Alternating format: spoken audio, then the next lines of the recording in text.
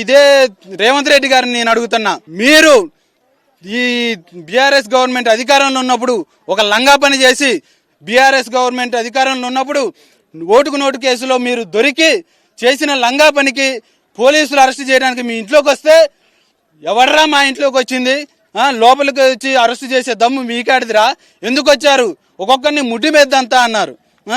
మరి అట్లాంటి ఈ రేవంత్ రెడ్డి ఈరోజు ఇంతమంది పేదల యొక్క ఇళ్లను కూల్చి ఇంతమంది పేదలకు అన్యాయం చేసి అనేక రకాలైనటువంటి ఇబ్బందులు పెడుతున్నారే, మరి ఆ రేవంత్ రెడ్డిని ఇప్పుడు ఎక్కడ దన్నాలా, ఆయన్ని ఎక్కడ దన్నాలా, ముడ్డి మీద దన్నాలనా లేకపోతే ఇంకెక్కడైనా దన్నాలనా?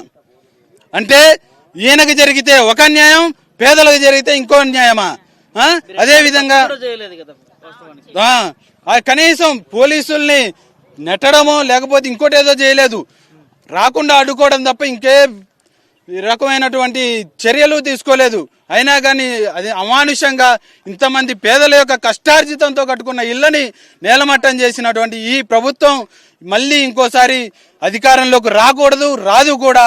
ఖచ్చితంగా భారతదేశంలో ఉన్నటువంటి ప్రజలంతా కూడా దీన్ని అర్థం చేసుకొని ఇలాంటి రాక్షస ప్రభుత్వాన్ని మళ్ళీ ఇంకోసారి అధికారంలోకి గద్దెనెక్కించకుండా ఖచ్చితంగా అవసరమైనటువంటి చైతన్యాన్ని ప్రతి ఒక్కరూ పెంపొందించుకోవాలని, అదేవిధంగా ఇక్కడ ఉన్నటువంటి పేదలంతా కూడా మాకు ఎందుకు వద్దు వేరే కాడ అంటున్నామంటే, మేము ఇక్కడ ఉన్నటువంటి 8 సంవత్సరాల నుంచి కూడా ఇది భూదాన భూమి అని మాకు ఖచ్చితంగా క్లారిటీ ఉంది.